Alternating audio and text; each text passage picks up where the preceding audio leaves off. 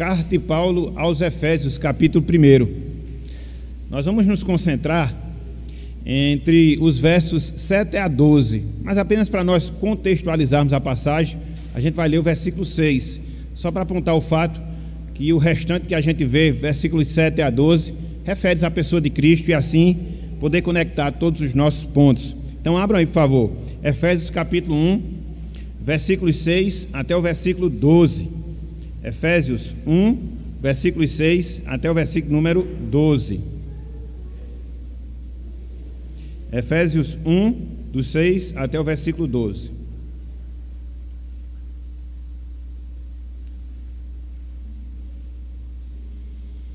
Irmãos e irmãs, amigos e amigas, diz o seguinte, a palavra do nosso Deus, Efésios 1, versículos 6 até o versículo 12. Para louvor da glória de sua graça, que Ele nos tem concedido gratuitamente no amado, no qual temos a redenção, pelo seu sangue, a remissão dos pecados, segundo a riqueza da sua graça, que Deus derramou abundantemente sobre nós em toda a sabedoria e prudência, desvendando-nos o mistério da sua vontade, segundo o beneplácito que propusera em Cristo, de fazer convergir nele, na dispensação da plenitude dos tempos, todas as coisas, tanto as do céu como as da terra.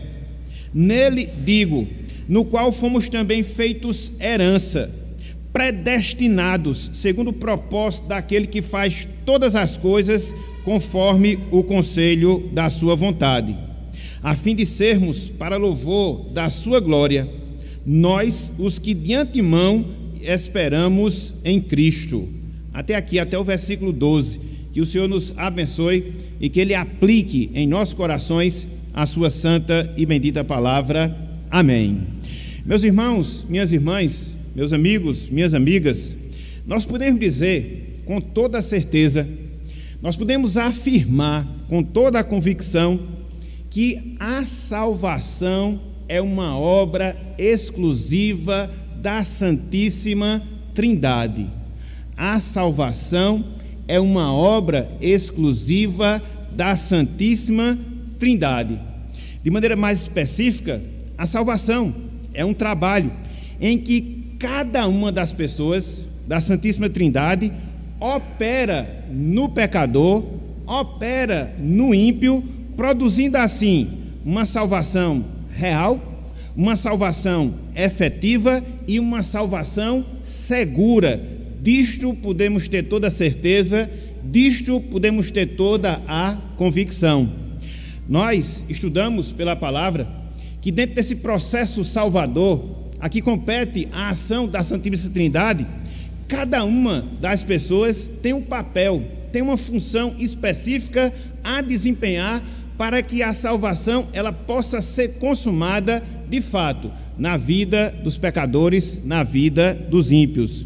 O Pai, por exemplo, meus irmãos, meus amigos, cabe ao Pai, melhor dizendo, cabe separar desde toda a eternidade as pessoas para serem atingidas, as pessoas para serem alcançadas por essa salvação.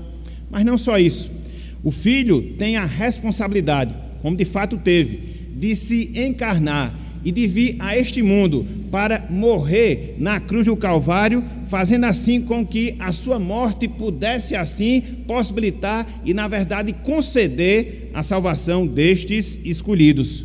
Por fim, existe a ação do Espírito Santo que no momento presente age, opera para que esta salvação que foi destinada por Deus, para que esta salvação que foi obtida pela obra de Cristo, ela possa ser realidade na vida daqueles que foram destinados, daqueles que foram separados e separados para a salvação.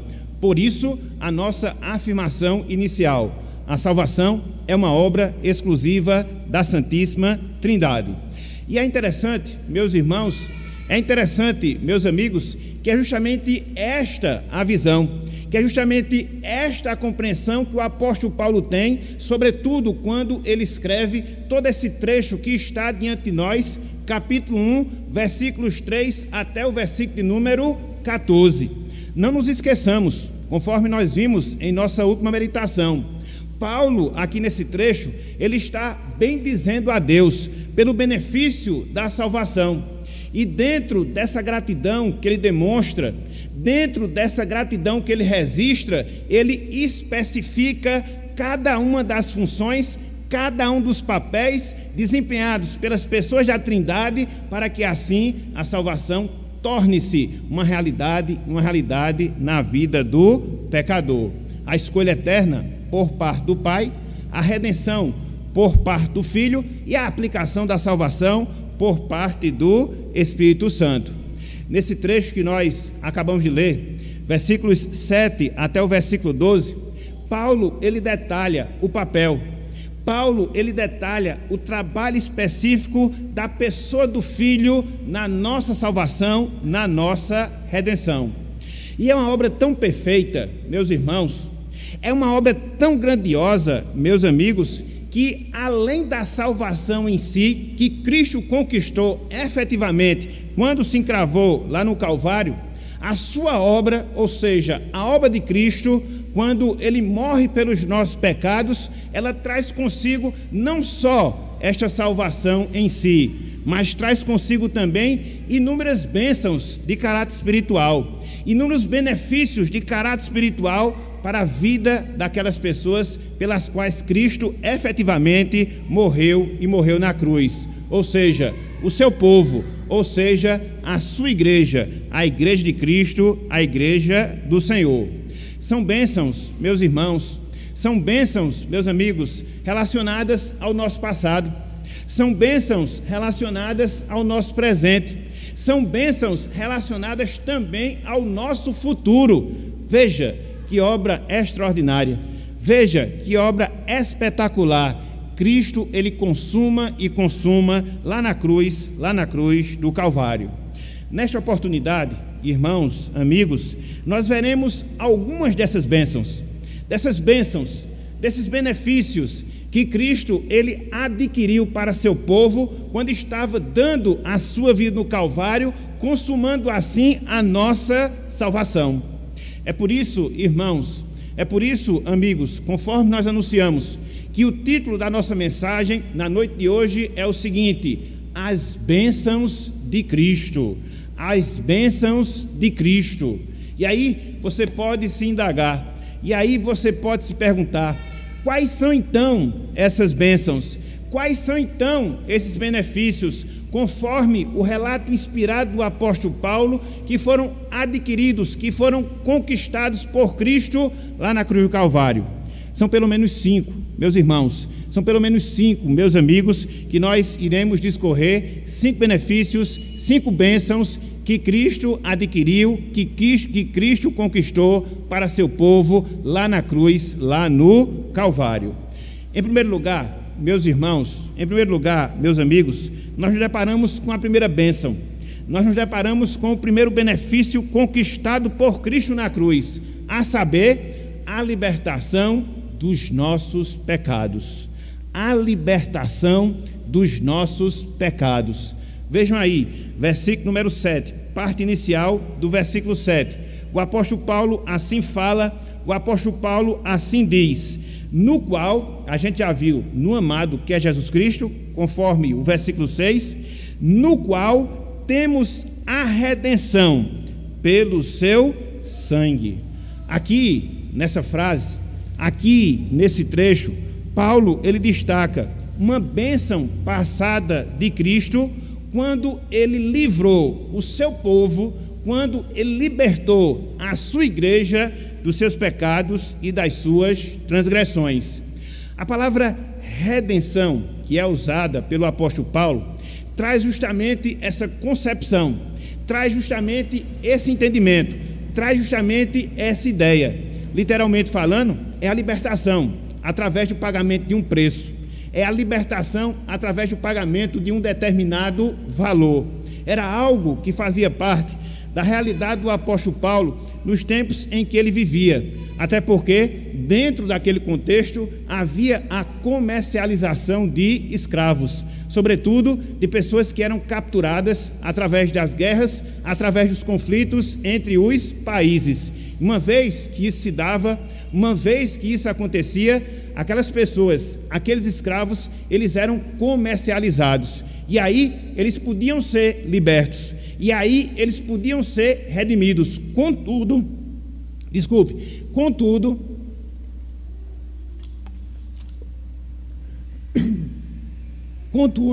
para que isso acontecesse, havia necessidade do pagamento de um preço, de um pagamento de um valor. E é interessante que é justamente isso, que espiritualmente falando, Cristo, ele fez por nós. Quando ele se encravou na cruz do Calvário, pagando o preço pelos nossos pecados, pagando o preço pelas nossas transgressões. Então, quando nós olhamos para a obra de Cristo, quando nós olhamos para a obra do nosso Salvador, nós percebemos justamente isso, esse primeiro benefício, essa primeira bênção, ou seja, a redenção, a libertação que nós temos dos nossos pecados, a redenção, a libertação que nós temos das nossas transgressões. De sorte, meus irmãos, de sorte, minhas irmãs, que hoje nós estamos livres não só do domínio do pecado, mas livres da ira que o pecado nos coloca em virtude de nós estarmos sendo passíveis de receber a justiça e a disciplina do Senhor em razão dos nossos pecados, em razão das nossas transgressões. Então, este verso que nós temos aqui diante de nós, essa frase que nós temos aqui diante de nós, ela nos mostra justamente isso, ou seja, a libertação dos pecados que nós temos na pessoa de Cristo, na pessoa do nosso Salvador. E o que é que isso nos ensina? O que é que isso nos mostra? Uma verdade clara, meus irmãos, uma verdade patente, minhas irmãs, ou seja, a parte da obra de Cristo ou sem a obra de Cristo, nós estarmos sujeitos à condenação. Nós estarmos sujeitos à ira divina. A prática do pecado nos leva à escravidão do mesmo pecado. E uma vez que isso se dá na vida de uma pessoa, uma vez que isso se dá na vida de um ser humano, ele está passivo de receber a condenação divina. Contudo, uma vez que ele é escravo do pecado, nele mesmo não há condições, nele mesmo não há forças de produzir a sua própria redenção, de produzir a sua própria libertação. É por isso que o pecador, ele carece de algo fora dele, para que possa produzir, para que possa promover, para que possa conceder justamente essa libertação e libertação dos pecados. E é justamente nesse contexto, é justamente nessa realidade que veio a pessoa de Cristo, que se encarnou a pessoa do nosso Salvador, que viveu de maneira justa entre nós e que padeceu pelos nossos pecados, para que, através do derramamento do seu sangue, através da entrega da sua vida, ele pudesse, meus irmãos, ele pudesse, minhas irmãs, nos redimir efetivamente, nos libertar verdadeiramente das nossas transgressões. Por isso, nós podemos enxergar, por isso, nós podemos ver aqui, através das palavras de Paulo, esse primeiro benefício, essa primeira bênção que nos veio a partir da obra de Cristo, a partir da obra do nosso Salvador, a saber, repito, a redenção e a libertação dos nossos pecados. Por isso, meus irmãos, por isso, minhas irmãs, nós devemos estar sempre com a nossa consciência grata diante de Deus, com a nossa consciência agradecida diante do Senhor. Até porque, conforme nós acabamos de falar, nós éramos impotentes e, na verdade, nós somos impotentes de produzir a nossa própria redenção, de produzir a nossa própria libertação. Por isso, Cristo, ele veio em nosso auxílio. Por isso, Cristo, ele veio em nossa ajuda. E assim nos proporcionou essa dádiva. E assim nos proporcionou esse benefício. Então, em primeiro lugar, que nós sejamos gratos, que nós sejamos agradecidos. Por quê? pela redenção de pecados que nós temos na pessoa de Cristo, na pessoa do nosso Salvador. Contudo, o apóstolo Paulo, ele não para nessa bênção. Contudo, o apóstolo Paulo, ele não para nesse benefício. E ele destaca uma segunda bênção. Ele destaca um segundo benefício, ou seja, o perdão e perdão dos nossos pecados. O perdão e perdão dos nossos pecados. Vejam aí, versículo 7, parte B. Versículo 7, parte B. Ele segue aqui dizendo, veja, pelo seu sangue, a remissão dos pecados. Pelo seu sangue, a remissão dos pecados. Aqui nós vemos o destaque de uma segunda bênção passada que Cristo conquistou para nós e que traz, de certa forma, desdobramentos no tempo presente. Que bênção é? Que benefício é o fato de Cristo ter perdoado, o fato de Cristo ter cancelado todos os nossos pecados, todas as nossas transgressões. É justamente esta, meus irmãos, é justamente esta, meus amigos, a ideia da palavra remissão, que Paulo a usa nesse trecho que nós temos diante de nós. Literalmente falando, significa remover. Literalmente falando, significa cancelar. Literalmente falando, significa esquecer. E foi justamente isto que Cristo também fez quando ele se encravou no Calvário em nosso favor. Ou seja, ele removeu, ou seja, ele cancelou, ele esqueceu todos os nossos pecados, todas as nossas transgressões, quer seja os pecados passados, quer seja os pecados presentes e ainda os pecados futuros. Foi um cancelamento completo, um cancelamento total de todas as nossas transgressões, de todos os nossos pecados. Que grande benefício, meus irmãos, que grande bênção, minhas irmãs. Cristo, ele efetuou, Cristo, ele produziu para nós enquanto estava na cruz, enquanto estava no Calvário. E isso nos ensina uma verdade, e isso nos ensina um princípio. Que verdade é? Que princípio é? Que o sacrifício de Cristo, o sacrifício do nosso Redentor, é o único recurso que nos garante perdão perfeito e perdão definitivo de todos os nossos pecados.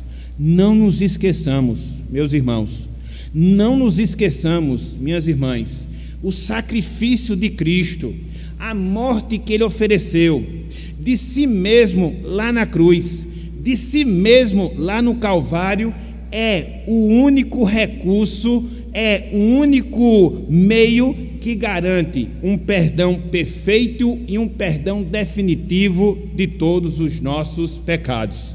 É interessante porque quando nós estudamos a Bíblia Sagrada, a gente vê, meus irmãos, a gente vê, meus amigos, que no Antigo Testamento havia sim sacrifícios que tinha como objetivo remover o pecado das pessoas, no caso, as pessoas do contexto ali do Antigo Testamento. Contudo, todo aquele sistema de sacrifício que nós vemos no Antigo Testamento é um sistema repetitivo, inclusive eram utilizados animais nesse objetivo, nessa finalidade, e tinha que ser contínuo, tinha que ser repetitivo. Por quê? Porque o sangue de animais não tem o poder. O sangue de animais não tem a capacidade de remover, de esquecer, de cancelar os nossos pecados. Não. Por isso a necessidade da vinda de Cristo. Por isso a nossa carência do nosso Salvador, que é homem perfeito, que é homem puro, que é homem santo, que viveu de maneira perfeita, que viveu de maneira pura, que viveu de maneira santa aqui neste mundo. Para quê? Para poder assumir as nossas transgressões. Para quê? Para tomar o nosso lugar em relação aos nossos pecados e nos transferir, nos conceder essa justiça, para que a partir dessa justiça, Deus hoje, mediante a sua obra, possa nos perdoar e nos perdoar de todos os nossos pecados. Que grande bênção, meus irmãos, que grande benefício, minhas irmãs. sabermos que é esta a realidade que nós desfrutamos em relação às nossas vidas. No passado, quando em Cristo nós fomos perdoados de todos os nossos pecados. No presente, quando nós usamos o recurso da confissão, para que Deus possa aplicar sobre nossas vidas o perdão, esse mesmo perdão que é garantido em relação ao nosso futuro. É justamente por causa disso que eu, você, todos nós podemos ter certeza. É justamente por causa disso que eu, você, todos nós podemos ter convicção da nossa salvação, da nossa redenção. Porque aquilo que nos impede da comunhão com o Senhor, porque aquilo que faz com que nós recebamos a sua ira, a sua justiça, já foi quitado. E foi quitado quando? Há 2000 anos. Foi quitado aonde? Lá no Calvário, através da obra de Cristo, através da obra do nosso Redentor. E é por causa disso, meus irmãos, é por causa dessa obra, minhas irmãs, que hoje eu, você, todos nós desfrutamos de comunhão com Deus, desfrutamos de comunhão com o Senhor. E nada, absolutamente nada, tem a capacidade de nos distanciar, de nos separar da pessoa de Cristo. Porque, através do seu sacrifício, porque, mediante o derramamento do seu sangue, nós fomos aproximados a Ele, nós fomos aproximados a Deus. E não só aproximados, hoje a gente tem essa comunhão, hoje a gente tem essa união com o Senhor e com o nosso Deus, com o Senhor e com o nosso Deus, o Senhor dos Exércitos. Então, a comunhão do Senhor é algo real. Então, a comunhão com o Senhor é algo seguro, não só na presente existência, mas também na eternidade. E quando a gente experimenta desse fato, quando nós experimentamos dessa bênção, ela tem uma origem, ela tem uma matriz. E qual é a sua origem? Qual é a sua matriz? A cruz do Calvário. Lá, foi justamente lá que Cristo adquiriu esse segundo benefício, que Cristo adquiriu essa segunda bênção para cada um de nós. Então, não nos esqueçamos, até aqui nós já vimos duas bênçãos, até aqui nós já vimos dois benefícios que Cristo ele conquistou por nós na cruz do Calvário. Em primeiro lugar, ele nos libertou de todos os nossos pecados através do seu sangue, e através desse mesmo sangue ele nos perdoou de todas as nossas transgressões, de todos os nossos pecados. Contudo, meus irmãos, contudo, meus amigos, o apóstolo Paulo, ele não para por aqui, e ele menciona uma terceira bênção, ele menciona um terceiro benefício que Cristo conquistou para nós na cruz do Calvário, a saber, entendimento espiritual. A terceira bênção, o terceiro benefício, entendimento espiritual. Vejam aí o que nós encontramos no versículo 8, Efésios capítulo 1, versículo número 8. Diz o seguinte, a palavra de Deus diz o seguinte, a palavra do Senhor: que Deus derramou abundantemente sobre nós, veja, em toda a sabedoria e prudência, em toda a sabedoria e prudência. Aqui nesse verso, ou seja, o verso número 8, Paulo mostra que a graça de Cristo, meus irmãos, a graça de Cristo, minhas irmãs, nos proporciona não só conhecimento, mas também sensatez espiritual. Aqui nesse trecho, o apóstolo Paulo nos ensina que a graça de Cristo, ela nos proporciona não só entendimento, mas também sensatez espiritual. Essas bênçãos, conforme nós temos aqui nesse trecho, elas resultam do favor imerecido de Deus. Tanto é que Paulo fala que a graça de Deus foi derramada abundantemente em nossas vidas. O seu favor, a sua graça, eles foram derramados com abundância em relação às nossas vidas. E uma vez que isso aconteceu, uma vez que isso se deu, dentro desse contexto, Deus em Cristo nos dá não só conhecimento, Cristo também nos dá sensatez espiritual. A palavra sabedoria, a qual Paulo aqui usa no versículo número 8, tem a ver com o conhecimento das coisas espirituais, tem a ver com o conhecimento das verdades eternas, tem a ver com o conhecimento das verdades bíblicas que nós encontramos na palavra de Deus, que nós encontramos na palavra do Senhor. Somado à palavra sabedoria, nós temos no finalzinho do versículo 8 a palavra prudência, que diz respeito, literalmente falando, da forma certa de agir, que diz respeito, literalmente falando, da forma correta de proceder, baseado nos conceitos, baseado nas verdades espirituais que nós passamos a entender a partir da obra, a partir da salvação em Cristo Jesus. Então veja, meus irmãos, então perceba, minhas irmãs, a obra completa que Deus ele opera na nossa vida, a obra completa que Cristo proporciona a cada um de nós. Não só o entendimento das coisas espirituais, coisa que nós não tínhamos antes de ser salvos, muito pelo contrário, estávamos vivendo em trevas espirituais, não entendíamos a verdade de Deus, não compreendíamos o seu caminho para as nossas vidas. Contudo, na medida em que nós somos alcançados pela salvação, nós passamos a ter essa luz, nós passamos a ter esse entendimento espiritual, e não só o conceito em si, mas também nós temos a capacidade de discernir entre o certo e o errado, agindo e baseando as nossas ações conforme o conhecimento que nós temos de Deus, conforme o conhecimento que nós temos do Senhor. E isso aqui, meus irmãos, isso aqui, minhas irmãs, é algo profundamente importante para cada um de nós, porque é a partir disso que nós encontramos uma verdade, é a partir disso que nós encontramos um princípio que se faz presente na nossa vida. Ou seja, todo o conhecimento que nós temos necessidade nessa vida, nós temos a partir da nossa salvação. Mas não só isso, toda a capacidade prática de nós vivermos conforme a vontade do Senhor, nós também recebemos na pessoa de Cristo, na pessoa do nosso Salvador. A vida de um salvo é marcada justamente por isso. A vida de um salvo é marcada justamente por essa realidade. Nós temos hoje uma mente espiritual, nós temos hoje um entendimento espiritual, que seja da nossa salvação, da nossa santificação, da libertação dos nossos pecados, da nossa glorificação, enfim, de tudo aquilo que faz parte da nossa nova vida em Cristo Jesus. É algo real, é algo verdadeiro. Nós não estamos aqui neste mundo, nós não estamos aqui nesta vida desamparados dessa assistência, desse entendimento das coisas espirituais. Não, jamais.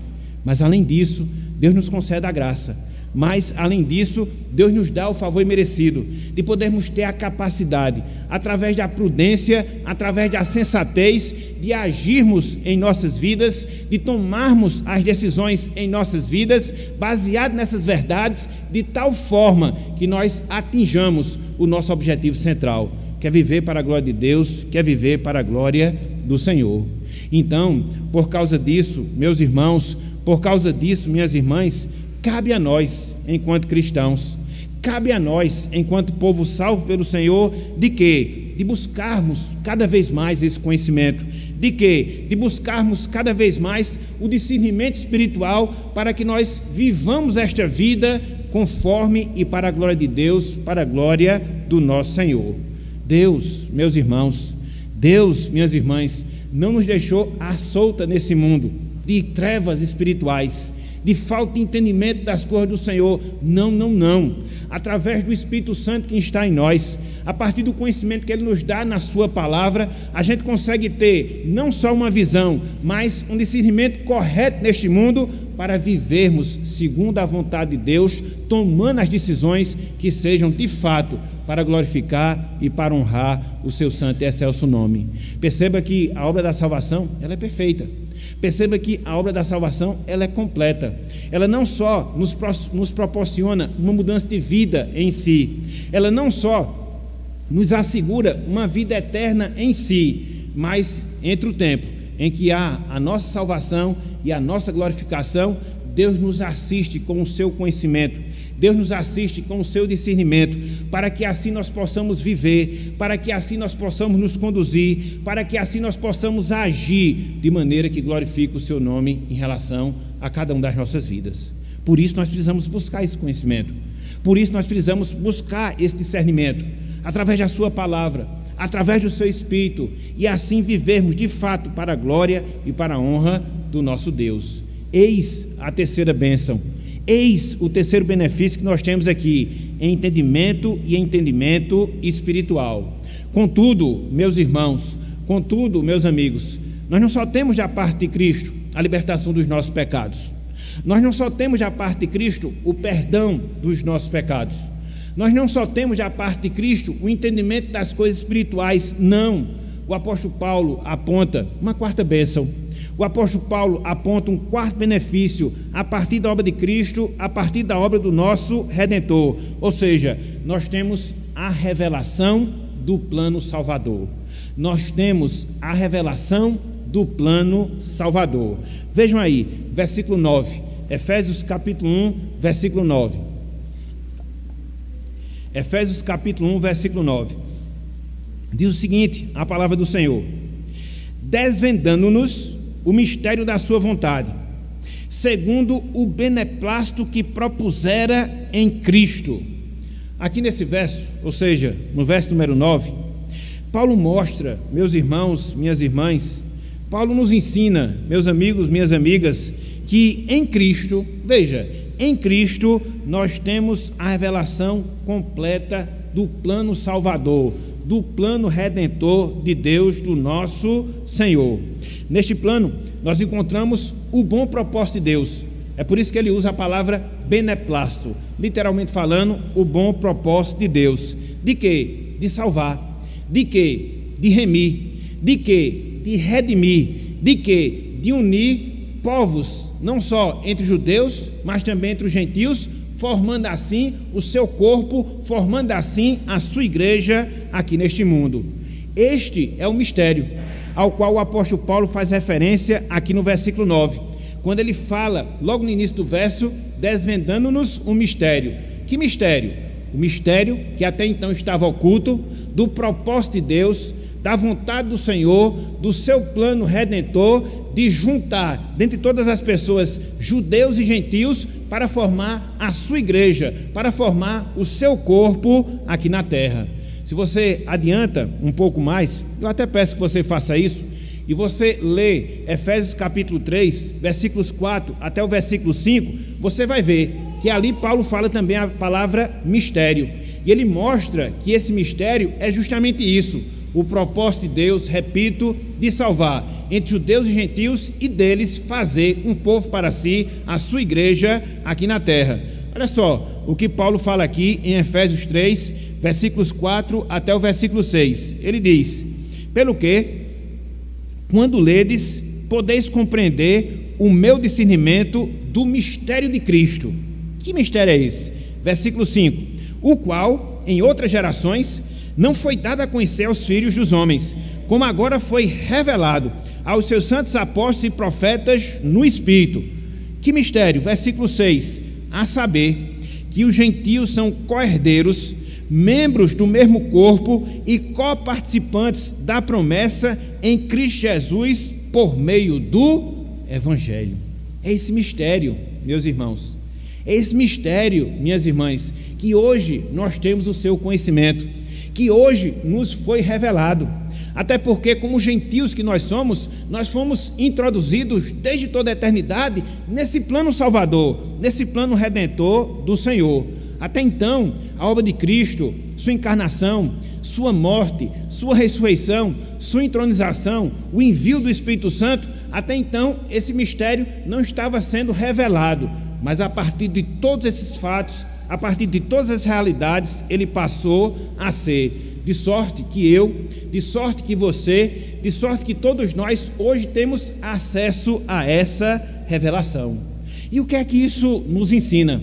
O que é que isso nos mostra? Simples, que Deus, meus irmãos, que Deus, meus amigos, tem um plano de salvação. Um plano de salvação que é definido. Um plano de salvação que é perfeito. E é um plano de salvação que se desenvolve ao longo da história da humanidade. Deus, ele tem esse plano, um plano de salvação. Repito, que é definido, que é perfeito e que se desenvolve através da história da humanidade. Nós podemos dizer, nós podemos afirmar que a história da humanidade nada mais é do que o desenrolar do propósito salvador de Deus. Às vezes a gente se depara com determinados acontecimentos que marcam a história da humanidade, e a gente não se apercebe que não só esses fatos específicos, mas também os demais fatos da humanidade, eles concorrem para um fim. Qual é o fim? O plano redentor de Deus ser consumado em toda a eternidade. Foi por isso que Cristo veio na plenitude dos tempos. É por isso que Cristo retornará para buscar a sua igreja.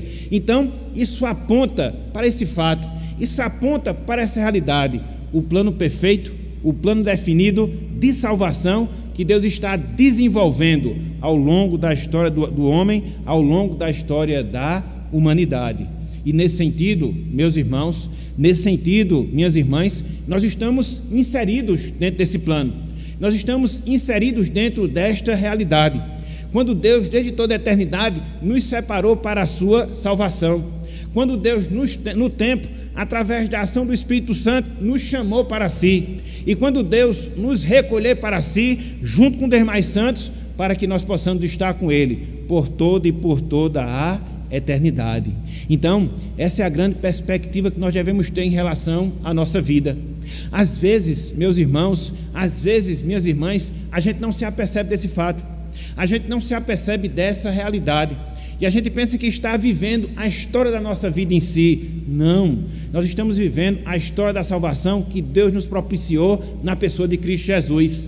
Quer seja nas circunstâncias positivas, quer seja nas circunstâncias negativas, Deus ele está fazendo cumprir o seu propósito redentor em relação ao nosso viver. E não existe nada, meu irmão, não existe ninguém, minha irmã, que vá barrar a concretização desse plano em relação às nossas vidas. Por mais dificuldades, por mais tribulações, por mais problemas que porventura nós vivenciemos nesse mundo, e é um fato que nós vivenciamos esses problemas, mas a gente não pode perder de vista, mas a gente não pode esquecer que isso nada mais é do que o desenrolar do plano redentor de Deus em relação a cada um de nós. E ele há de ser consumado, ele há de ser concretizado, ou através da nossa morte, ou através do retorno de Cristo para buscar a sua igreja. De um fato nós podemos ter certeza, de uma verdade nós podemos ter uma convicção: eu, você, todos nós, meus irmãos, estamos inseridos no plano redentor de Deus em relação às nossas vidas. Então, essa revelação do mistério de Deus em Cristo Jesus, essa inserção entre judeus e gentios num só corpo, faz com que nós sejamos beneficiados. E hoje nós tenhamos essa esperança, e hoje nós tenhamos essa confiança que mais cedo ou mais tarde esse plano ele há de ser concretizado, ele há de ser realizado em nossas vidas. Então, nós temos aqui uma quarta bênção, nós temos aqui um quarto benefício a partir da obra de Cristo, a partir da obra do Calvário. Nós fomos libertados dos nossos pecados, nós fomos perdoados dos nossos pecados, nós passamos a ter entendimento espiritual, nos foi revelado o mistério de Cristo no plano redentor. Mas só isso? Não. Nós temos ainda uma quinta, nós temos ainda uma última bênção que Cristo adquiriu por nós na cruz. E que benefício é? E que bênção é? A herança de nós sermos de Cristo. Nós somos herança de Cristo e de Cristo aqui nesta vida. Veja aí, meus irmãos, veja aí, meus amigos, versículo 11, Efésios capítulo 1, versículo 11. Olhem só o que Paulo diz aqui no início do versículo 11. Olhem só: nele em Cristo, digo, no qual fomos também feitos herança. No qual fomos também feitos herança. Através dessas palavras, o apóstolo Paulo nos ensina que Cristo, meus irmãos, que Cristo, minhas irmãs, nos fez propriedade sua, nos fez propriedade particular dele, de Cristo. Para quê? Para desfrutarmos. Para quê? Para usufruirmos da sua bênção. Essa é a ideia que nós temos aqui nessa expressão, feitos herança. A ideia que vem à nossa mente é aquela ideia que nós encontramos lá no Antigo Testamento, sobretudo no livro de Josué, quando eram lançadas sortes em relação à possessão da terra para cada respectiva tribo de Israel. E na medida em que isso se dava, na medida em que isso acontecia, aquela tribo pertencia àquele espaço de terra e ficava para aquela tribo perpetuamente. Então, trazendo para a realidade espiritual, é isso que Paulo ensina. Trazendo para a realidade espiritual, é isso que Paulo mostra. Eu, você, todos nós, meus irmãos, todos nós, minhas irmãs, fomos feitos herança de Cristo. Essa é a recompensa que ele, Cristo, recebeu, pelo fato de ter entregado a sua vida no Calvário, pelo fato de ter sofrido pelas nossas transgressões, pelo fato de ter morrido pelas nossas iniquidades. Deus nos fez possessão de Cristo, Deus nos fez possessão do nosso Salvador. E por isso, uma vez que isso se dá, e por isso, uma vez que isso acontece, hoje a gente pode desfrutar não só das bênçãos terrenas, mas sobretudo a gente tem a esperança que iremos desfrutar das bênçãos celestes que Deus tem reservado para aqueles que pertencem a Cristo, que Deus tem revelado para aqueles que pertencem ao Salvador. Que maravilhosa obra, meus irmãos, que maravilhosa obra, minhas irmãs, Cristo ele fez por nós.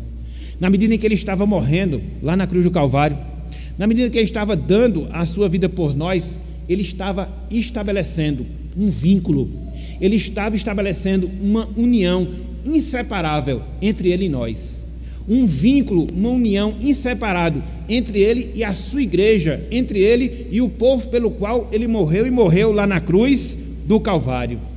Que grande privilégio, repito, que grande benefício nós temos.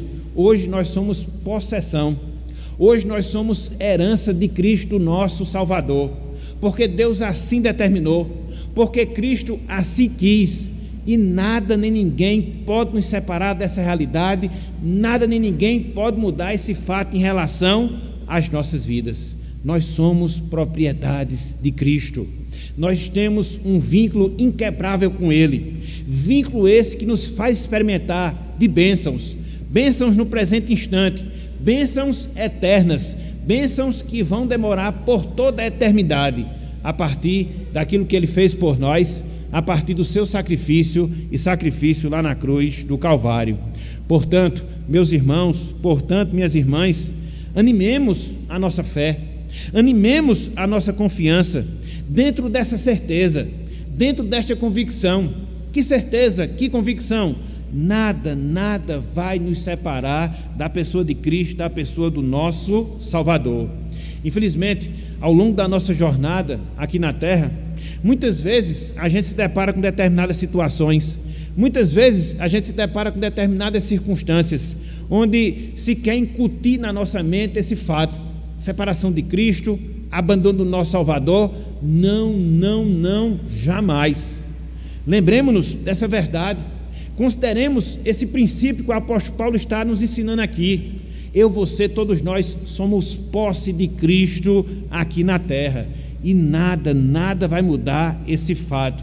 É isso, meus irmãos, que nos dá a certeza, é isto, minhas irmãs, que nos dá a convicção de que não só desfrutamos da presença de Cristo no presente instante, mas também que nós desfrutaremos da presença de Cristo por toda a eternidade. E ao longo da nossa caminhada cristã, nós estamos nos preparando justamente para essa futura realidade em relação às nossas vidas. Somos propriedade dele, de Cristo aqui na terra. Seremos propriedade dele, de Cristo, nos céus, para todo sempre, para louvor e honra do seu santo e excelso nome. Louvado seja o Senhor. Louvado seja o Senhor. Então, o que foi que nós vimos hoje, meus irmãos? Então, o que foi que nós consideramos hoje, meus amigos? Pelo menos cinco bênçãos que Cristo adquiriu por nós lá na cruz do Calvário. Ele nos libertou de todos os nossos pecados, Ele nos perdoou de todas as nossas transgressões, Ele nos proporcionou e nos proporciona entendimento espiritual, Ele nos revelou o mistério do seu plano redentor, e Ele nos fez propriedade sua, não só no presente instante, mas também na eternidade. Então, diante disso, meus irmãos, diante disso, minhas irmãs, que nós sejamos gratos, que nós sejamos cada vez mais agradecidos a esse Cristo, por todas essas bênçãos que hoje são reais em relação às nossas vidas. Daqui a alguns instantes, nós iremos participar da Santa Ceia do Senhor. Nós iremos nos relembrar do sacrifício de Cristo que Ele realizou lá no Calvário. Um momento extremamente propício para nós pensarmos nessas bênçãos, porque foi a sua morte, porque foi o seu sacrifício, ao qual nós iremos relembrar, que através dele veio todas essas bênçãos, veio todos esses benefícios em relação às nossas vidas. Então, que nós agradeçamos ao Senhor. Então, que nós sejamos gratos a Ele, que o louvemos, que engrandecemos o nome, que possamos engrandecer o seu nome, para que assim a gente possa corresponder a tantos benefícios, a tantos privilégios que Ele nos dá e nos dá na pessoa de Cristo Jesus. E para aquelas pessoas que porventura estão conosco, para aquelas pessoas que porventura nos assistem ou nos assistirão, fica uma lição final. Diante de tudo isso que nós colocamos, diante de tudo isso que nós expusemos, e que lição é essa? A necessidade, meu amigo, a necessidade, minha amiga, que você tem de se apropriar de todas essas bênçãos. Vimos 5 na noite de hoje. E como é que você se apropria dessas bênçãos? Como é que elas vão fazer parte da sua vida? Como? Simples. Se volte para esse Cristo. Reconheça-o como Salvador da sua vida. Confesse o seu pecado, confesse as suas transgressões, entregue a sua vida a Ele, dentro da consciência que você deve ter da sua nulidade própria, da sua incapacidade própria de produzir por si só a sua salvação. Clame a Deus, peça por sua misericórdia, clame por sua compaixão, para que através da sua palavra, para que mediante a operação do Espírito Santo, Deus lhe dê um entendimento espiritual, para que você possa enxergar a suficiência da obra de Cristo, para que você possa se apropriar dessa obra, reconhecer sim que ela é perfeita, reconhecer sim que ela é suficiente para pagar o preço de todos os seus pecados e todas as suas transgressões. E na medida que Deus produzir isso no seu coração, na medida em que Ele produzir isso na sua vida, você vai passar a ter uma nova vida em Cristo Jesus. Esses benefícios se tornarão realidade na sua vida. E mais ainda, você vai ter a certeza, a convicção que na eternidade você estará na presença de Deus para a glória do seu nome. Então não desperdice esse momento, não desperdice essa oportunidade. Clame a Deus, peça ao Senhor, para que Ele possa estar trabalhando na sua vida, lhe dando essa convicção, lhe dando essa certeza. E hoje mesmo, você possa, repito, ser uma nova criatura em Cristo Jesus. Então, meus irmãos, meus amigos, que o nosso Deus, que o nosso Senhor nos abençoe, que Ele aplique a sua palavra em nossas vidas e que nós cada vez mais consideremos e nos apropriemos de todos os benefícios que nós temos a partir de Cristo, a partir da sua obra e obra de cruz, a cruz do Calvário. Que o Senhor nos abençoe. Amém.